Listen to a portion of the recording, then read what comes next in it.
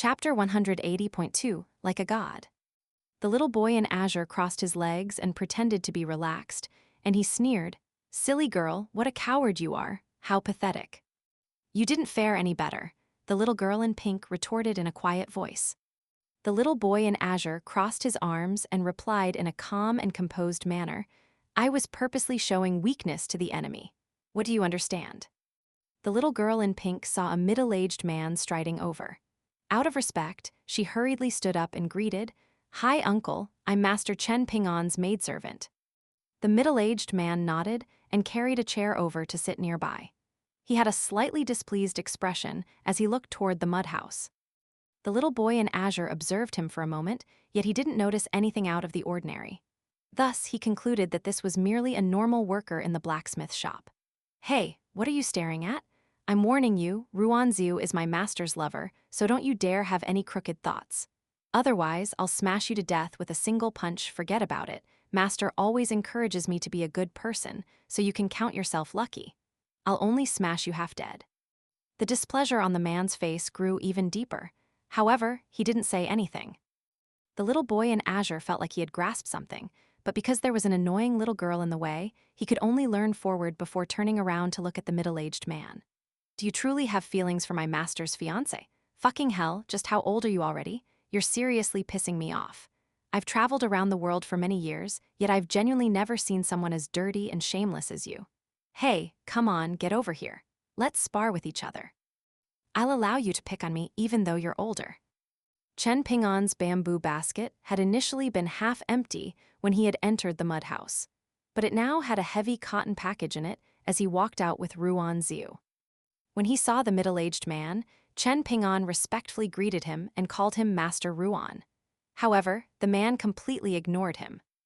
Meanwhile, Ruan Xiu smiled and called him father. Only then did the man glumly nod in acknowledgement. "Father." It was as if a bolt of lightning had smashed into the little boy in azure's head. Without a shred of hesitation, he immediately leaped up and ran in front of the middle-aged man.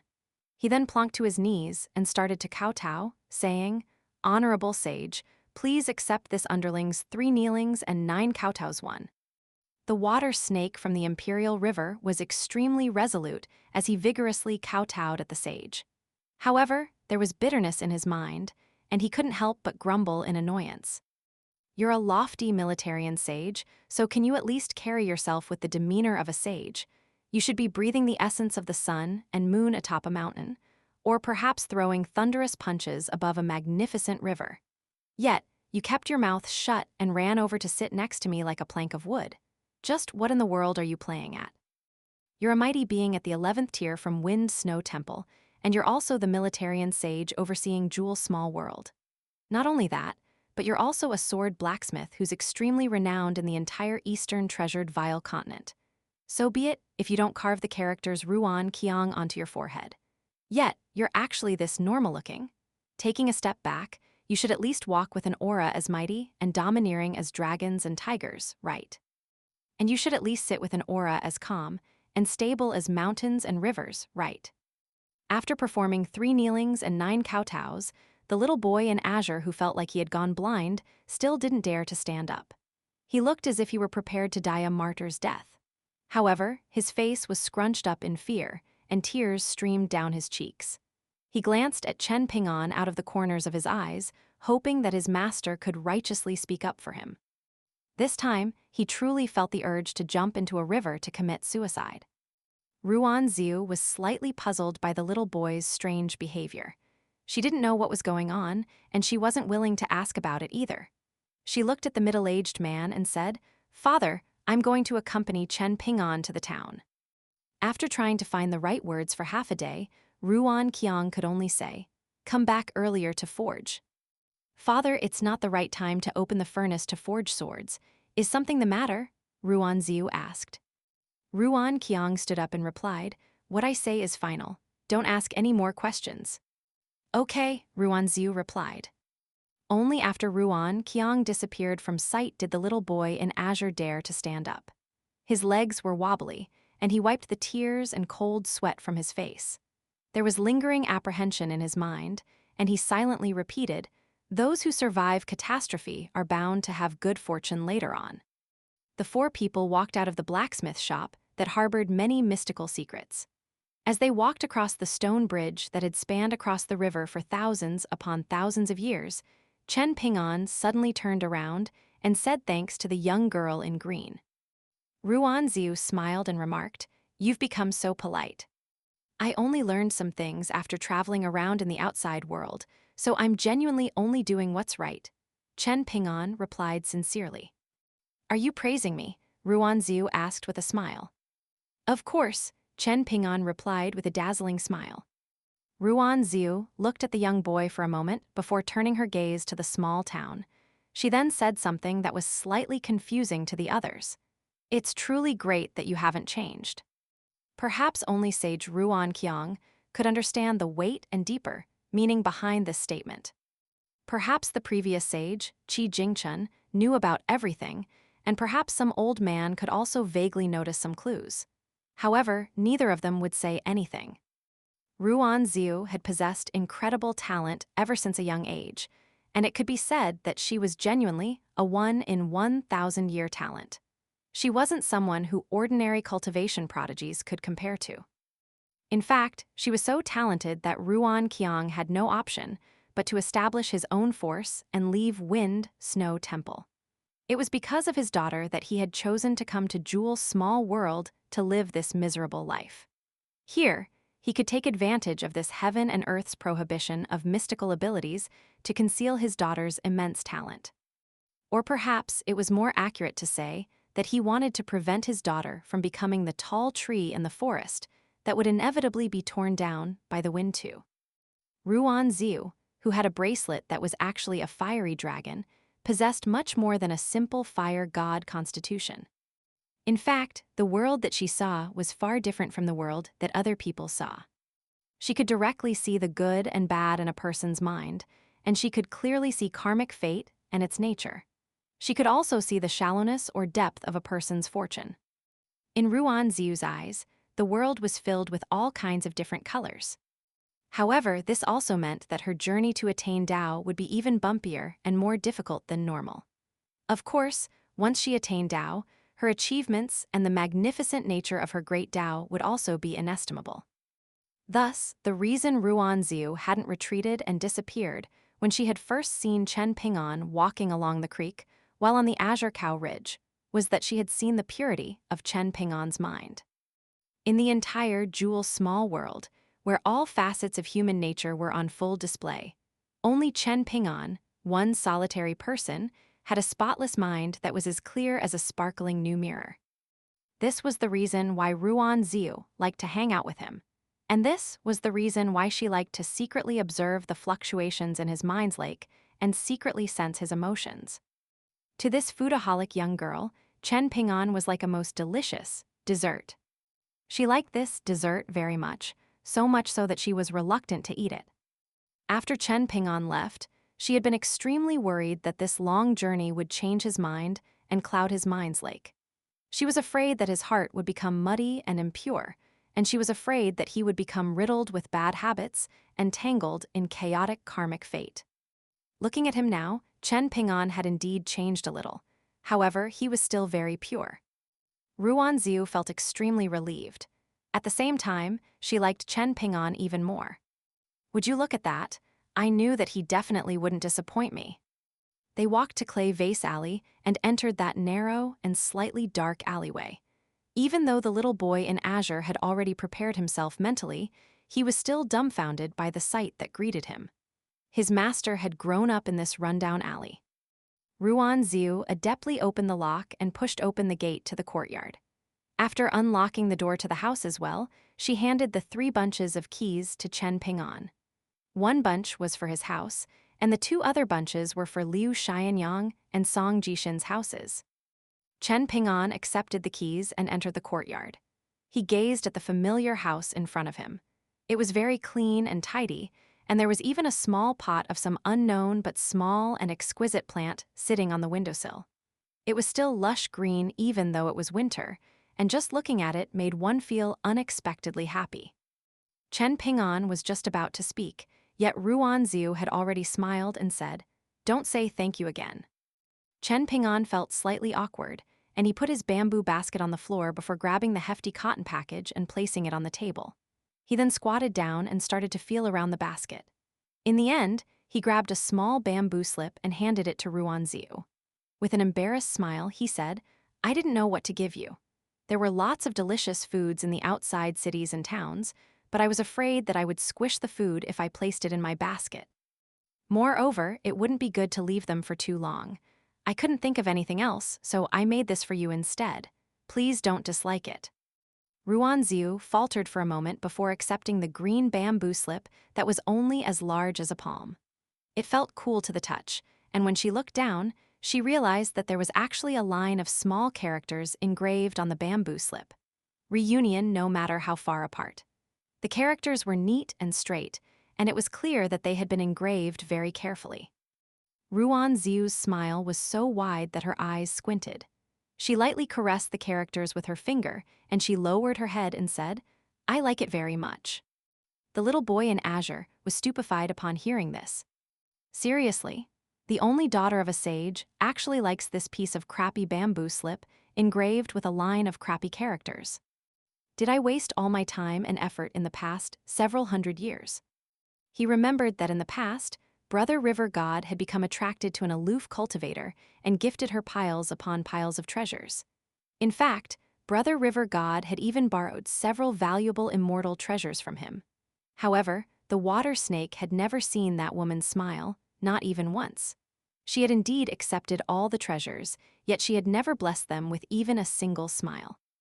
Chen Ping'an opened the cotton package in front of Ruan Xiu, revealing a large pile of pebbles. Looking over the pile, there were at least 80 to 90 pebbles. There was also a slightly smaller cotton package lying among the pebbles, and after opening it, it revealed even more pebbles. However, there were only a dozen or so of them, and each of them was splendidly colorful and varying in size. The little girl in pink felt as if she had been struck by lightning. The little boy in azure's eyes lit up, and he couldn't stop himself from gulping and yearning. He felt a strong urge to leap over and feast on the snake gall pebbles. If he ate all of them, perhaps he would become a genuinely supreme being when he walked out of this small alley. To say nothing of reaching the 8th tier, this small mountain of snake gall pebbles might even allow him to reach the 9th tier or 10th tier. However, upon recalling that he was standing next to a young girl whose father was a sage, the little boy in azure finally managed to suppress his urge to snatch the snake gall pebbles over and gobble them up. Chen Ping'an picked out 2 snake gall pebbles that hadn't lost any of their luster even after being out of the creek for so long. One was crystalline and peach red, while one was dark green and dense looking. He handed the 2 snake gall pebbles to the little girl in pink and the little boy in azure, respectively. After doing this, Chen Ping'an grabbed another 4 ordinary snake gall pebbles and gave them 2 each. The 2 children looked as if they had received the most valuable treasure in the world. The little girl in pink still had the small bookcase on her back, and looking at the 3 snake gall pebbles in her hand, she suddenly burst into tears. She raised a hand to roughly wipe the tears from her face. Meanwhile, there was a look of intoxication on the little boy in azure's face as he stared at the snake gall pebbles in his palm. Chen Ping'an slapped his forehead as if suddenly remembering something. He smiled and picked up another 2 snake gall pebbles that were both similarly high quality. They were tender yellow, and they looked as fine and smooth as jade. Just like before, he handed the little boy and little girl 1 snake gall pebble each. Only at this moment did the little boy in azure recall that he was indeed owed 2 snake gall pebbles. He accepted the snake gall pebbles with a wide grin. However, the little girl in pink didn't dare to accept it, and she said, "Master, we agreed that I would only get 1 high-quality snake gall pebble." Chen Ping'an patted her head and replied, "Who am I? I'm your master, right? Do I need a reason to give you something? Hurry up and take it." The little girl in pink carefully accepted the snake gall pebble. At the same time, she started to sob even harder. There was a conflicted expression on the little boy's face. There was both wild delight and slight sulkiness, and he asked in an uncertain voice, "Master, can you reward me with an extra one as well?" "I'll give you one if you don't bully her in the future," Chen Ping'an replied with a smile. The little boy in azure nodded earnestly and promised, I definitely won't bully that silly girl today.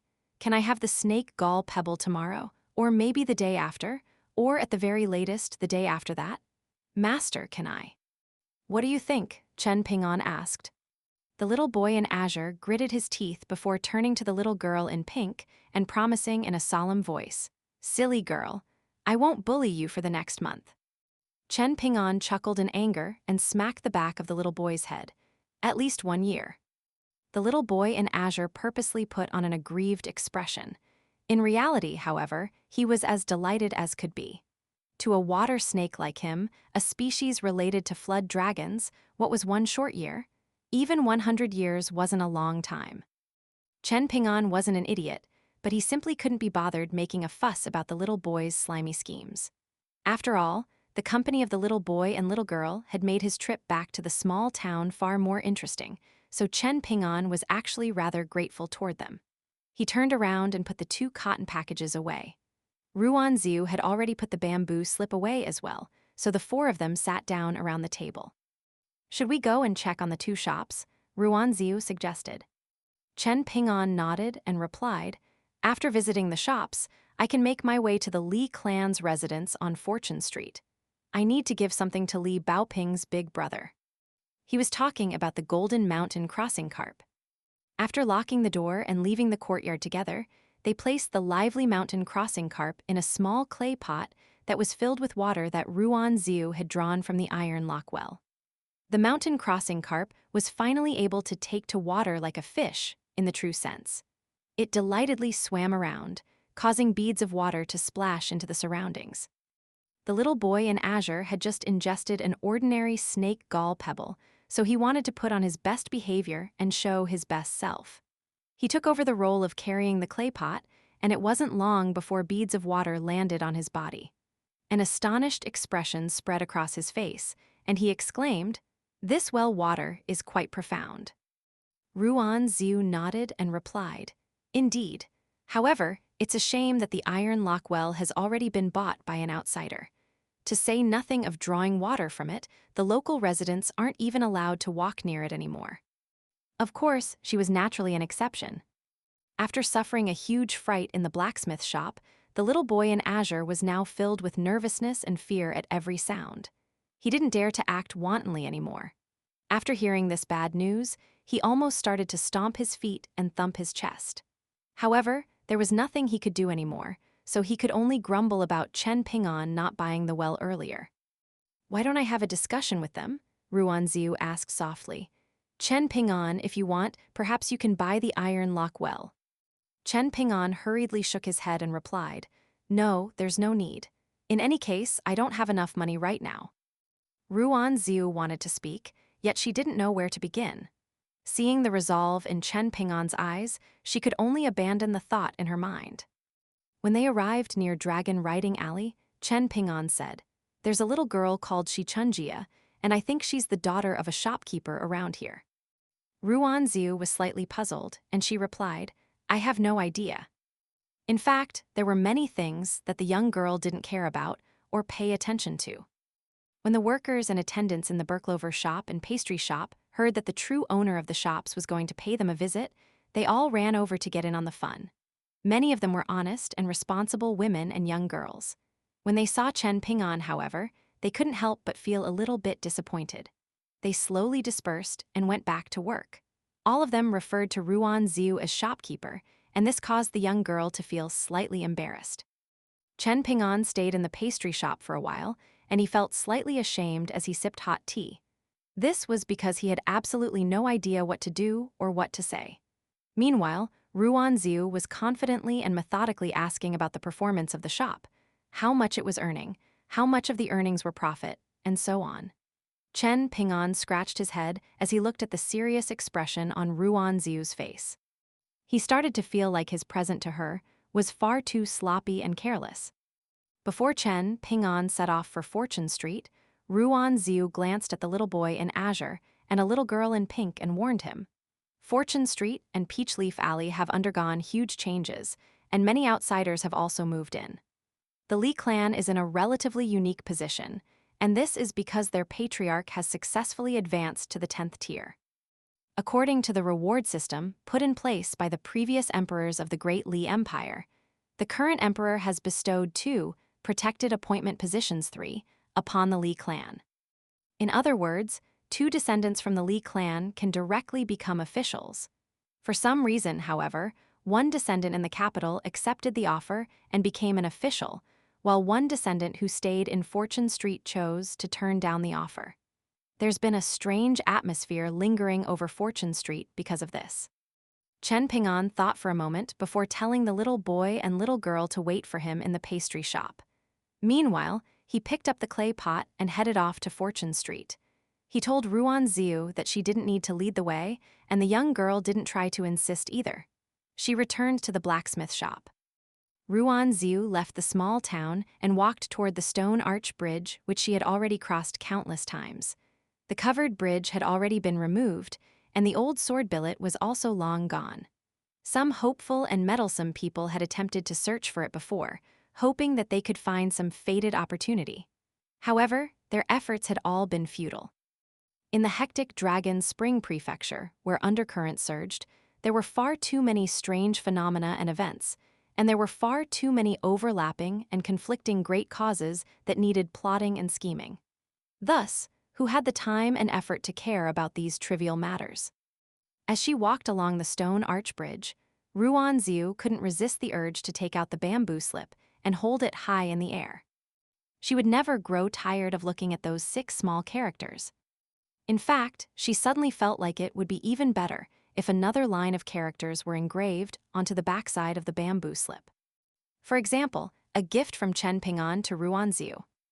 In the small town, Chen Ping'an once again set foot on the bluestone slabs that paved Fortune Street. The tall buildings and large mansions were like undulating mountains, and compared to the past when he had come here to deliver letters, Chen Ping'an was naturally able to discern more about his surroundings. He only just arrived in front of the Li clan's residence when he saw a man in azure standing there and smiling at him. For some reason, when he saw this young man who was filled with a bookish aura, Chen Ping'an was reminded of the time when he had delivered a letter to the private school and looked back to see Mr. Qi standing at the gate of the school. They had the exact same demeanor.